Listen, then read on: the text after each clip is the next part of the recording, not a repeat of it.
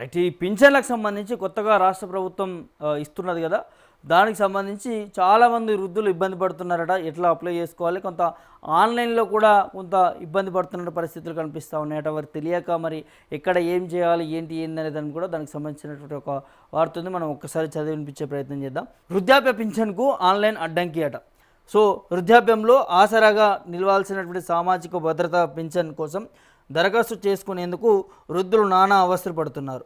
Online పోర్టల్లో వృద్ధాప్య pension కొత్త దరఖాస్తులకు ఆప్షన్ లేకపోవడంతో అర్హులైన వృద్ధులు మీ సేవా కేంద్రాలు, ఎంపీడీఓ, తహసీల్దార్ కార్యాలయాల చుట్టూ కూడా తిరుగుతున్నారట.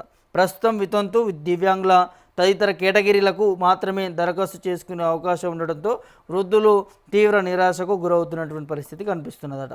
సో ఈ నెల 31తో కొత్త పింఛన్ల దరఖాస్తు గడువు ముగియనున్న నేపథ్యంలో ప్రభుత్వం వెంటనే వృద్ధాప్య పింఛన్ దరఖాస్తు ఆప్షన్ను పునరుద్ధరించాలనేది వారు కోరుతున్నారు. చేయూత సామాజిక భద్రత పింఛన్ పథకం కింద కొత్త పింఛన్లు మంజూరు చేసేందుకు ప్రభుత్వం చర్యలు చేపట్టింది. తొలి దశలో ఒంటరి మహిళలు, వితంతువులు, దివ్యాంగులు, గీత కార్మికులు, చేనేత కార్మికులు, మరి ఫలేరియా బాధితులు, తలసేమియా, అదేవిధంగా సికిల్ సెల్, అదేవిధంగా సియోఫిలియా వంటి బాధితులు ఎవరైతే ఉంటారో రక్త సంబంధిత వ్యాధులతో బాధపడుతున్నటువంటి వారికి కొత్త పింఛన్లు మంజూరు చేస్తున్నట్లు కూడా అధికారులు పేర్కొంటున్నారు. సో అయితే వృద్ధాప్య పింఛన్లకు ఆన్లైన్లో దరఖాస్తులు చేసుకునే అవకాశం లేకపోవడంతో అర్హులైనటువంటి వృద్ధులు ఇబ్బందులు ఎదుర్కొంటున్న పరిస్థితి కనిపిస్తున్నదట. సో దరఖాస్తుల ఆప్షన్ లేక కార్యాలయాల చుట్టూ వృద్ధులు లక్షల్లో అర్హుల మరి ఎదురుచూపులు అనేది తెలుస్తూ ఉంది. కార్యాలయాల చుట్టూ కూడా ప్రదక్షిణలు చేస్తున్నారట. వృద్ధాప్య పింఛన్ కోసం దరఖాస్తు చేసుకునే విధానం గురించి పూర్తి స్థాయిలో సమాచారం లేకపోవడంతో మరి గ్రామీణ ప్రాంతాల్లోని వృద్ధులు తొలుత మీ సేవా కేంద్రాలకు వెళ్తున్నారట. అక్కడ ఆప్షన్ లేదని తెలియడంతో ఎంపీడీఓ, తహసీల్దార్ కార్యాలయాలకు వెళ్తున్నారట. అక్కడ ఇదే పరిస్థితి ఎదుర్కోవడంతో నిరాశతో వెనుదిరిగి వెళ్తున్నారు. సో మరి వృద్ధాప్యంలో మరి మందులు, రోజువారీ అవసరాలకు ప్రభుత్వం అందించే పింఛన్ తమకు ఎంతో కీలకమంటూ కూడా దరఖాస్తులు చేసుకునే అవకాశం కూడా లేకపోవడం బాధాకరం అంటూ కూడా పలువురు వృద్ధులు ఆవేదన వ్యక్తం చేస్తున్నటువంటి పరిస్థితి కనిపిస్తున్నదట. ఇది సో వృద్ధులు ఎవరైతే ఉంటారో 57 సంవత్సరాలు దాటిన తర్వాత పెన్షన్ కోసం ఎవరైతే అర్హులు ఉన్నారో వారికి సంబంధించి ఇందులో ఆప్షన్ లేదట. ఇక్కడ కొన్ని సామాజిక వర్గాలకు సంబంధించి వారికి సంబంధించి మాత్రమే వితంతువులు కావచ్చు, ఒంటరి మహిళలు కావచ్చు, దివ్యాంగులు కావచ్చు, సో కొన్ని వ్యాధితో బాధపడుతున్నటువంటి రక్తహీన వ్యాధితో బాధపడుతున్నటువంటి వారికి మాత్రమే ఇందులో ఆప్షన్ ఇచ్చిరట పెన్షన్ కోసం అప్లికేషన్ చేసుకోవడం కోసం. కానీ ఇక్కడ వృద్ధులకు సంబంధించి 57 సంవత్సరాలు దాటినటువంటి వారు ఎవరైతే ఉంటారో ఆ వృద్ధులకు సంబంధించి అప్లై చేసుకోవడానికి ఇందులో ఆప్షన్ లేదు. వాళ్ళు మీ సేవల చుట్టూ, ఎంపీడీఓ కార్యాలయాల చుట్టూ, తహసీల్దార్ కార్యాలయాల చుట్టూ కూడా తిరుగుతూ ఉన్నా అక్కడ ఆప్షన్ లేదు అని చెప్పడంతో నిరాశతో వెనుదిరుగుతున్నారట, ఇబ్బంది పడుతున్నారట. మాకు రోజువారీ మరి ఇక్కడి నుంచి కూడా సంపాదించుకోలేనటువంటి పరిస్థితులు ఉంటాయి. మరి ఇటు హాస్పిటల్ ఖర్చులకు కావచ్చు, అదేవిధంగా రోజువారీ ఖర్చులకు కావచ్చు ఎంతో ఇబ్బందిగా మారుతూ ఉంది. ఇటు మరి పిల్లలు కూడా చూసుకోలేని పరిస్థితి కూడా ఉంది అంటూ కూడా కొంతమంది వృద్ధులు ఆవేదన వ్యక్తం చేస్తున్నటువంటి పరిస్థితి కనిపిస్తూ ఉంది. కొత్త పింఛన్లు మంజూరు చేయాలి రాష్ట్ర ప్రభుత్వం, వృద్ధులకి ఆప్షన్ కల్పించాలంటూ కూడా వారు డిమాండ్ చేస్తున్నటువంటి పరిస్థితి కనిపిస్తూ ఉంది. దాదాపు లక్షల్లో అర్హుల ఎదురుచూపులు అనేది చూస్తున్నాం.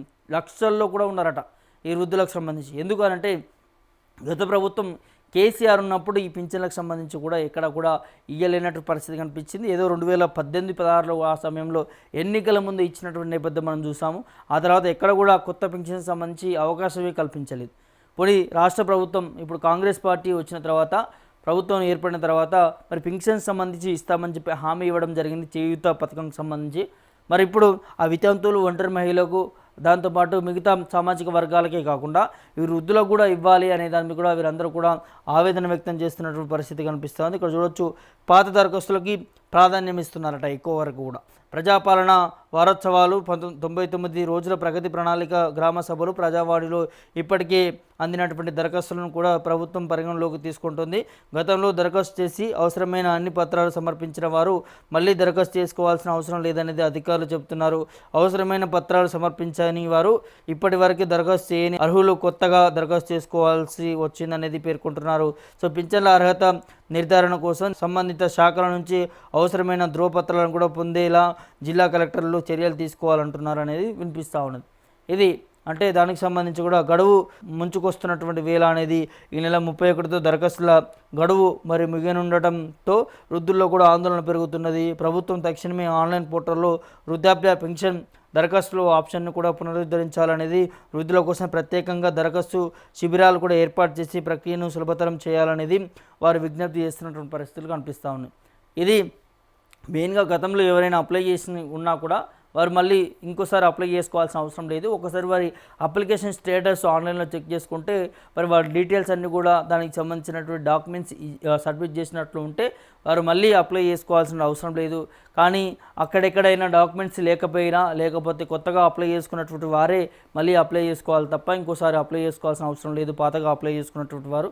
దాంతోపాటు ఈ వృద్ధులకు సంబంధించి ఈ నెల 31 వరకే కూడా లాస్ట్ డేట్ కాబట్టి ఖచ్చితంగా త్వరగా దీనికి సంబంధించి వృద్ధులకి ఆప్షన్ కూడా ఇవ్వాలి.